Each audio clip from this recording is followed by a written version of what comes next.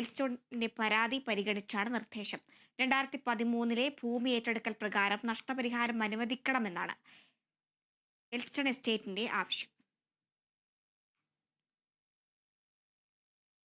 വയനാട് മുണ്ടക്കൈ ചൂരൽമല ദുരന്ത മേഖലയിൽ ഡിവൈഎഫ്ഐ നിർമ്മിച്ചു നൽകുന്ന 100 വീടുകളുടെ ധാരണാപത്രവും സമാഹരിച്ച തുകയും കൈമാറി. തിരുവനന്തപുരം സെൻട്രൽ സ്റ്റേഡിയത്തിൽ നടന്ന പരിപാടി മുഖ്യമന്ത്രി പിണറായി വിജയൻ ഉദ്ഘാടനം ചെയ്തു.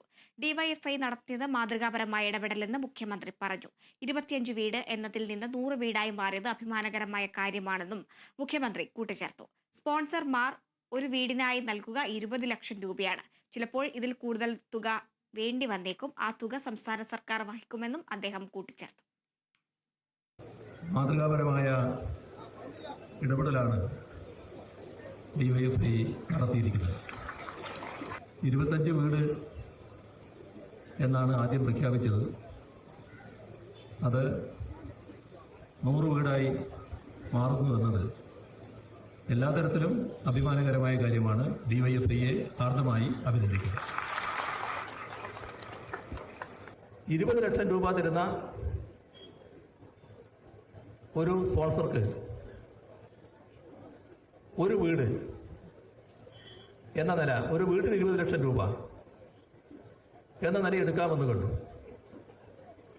ചിലപ്പോൾ 20 ലക്ഷത്തിലധികം രൂപ ചെലവായി എന്ന് വരും. ആ അധികം വരുന്ന ചെലവ് സ്വാഭാവികമായും വഹിക്കാൻ സർക്കാർ ബാധ്യസ്ഥമാണ്. അവിടെ ടൗൺഷിപ്പിന്റെ ഭാഗമായി നിർമ്മിക്കുന്ന കണ്ണൂർ മുഴപ്പിലങ്ങാട് BJP പ്രവർത്തകൻ സൂരജ് കൊലക്കേസിൽ 8 പ്രതികൾക്ക് ജീവപര്യന്തം തടവ്. 2 മുതൽ 9 വരെയുള്ള പ്രതികൾക്കാണ് ജീവപര്യന്തം. തലശ്ശേരി പ്രിൻസിപ്പൽ സെഷൻസ് കോടതിയാണ് പ്രതികൾക്ക് ശിക്ഷ വിധിച്ചത്. BJP പ്രവർത്തകൻ സൂരജ് വധക്കേസിൽ കുറ്റക്കാരെന്ന് കണ്ടെത്തിയ CPIM പ്രവർത്തകർക്ക് ശിക്ഷ വിധിച്ച് തലശ്ശേരി പ്രിൻസിപ്പൽ സെഷൻസ് കോടതി. 2 മുതൽ 9 വരെയുള്ള പ്രതികൾക്കാണ് ജീവപര്യന്തം ശിക്ഷ വിധിച്ചത്. 11ാം പ്രതി പ്രദീപന് 3 വർഷം തടവ് ശിക്ഷയും ലഭിച്ചു.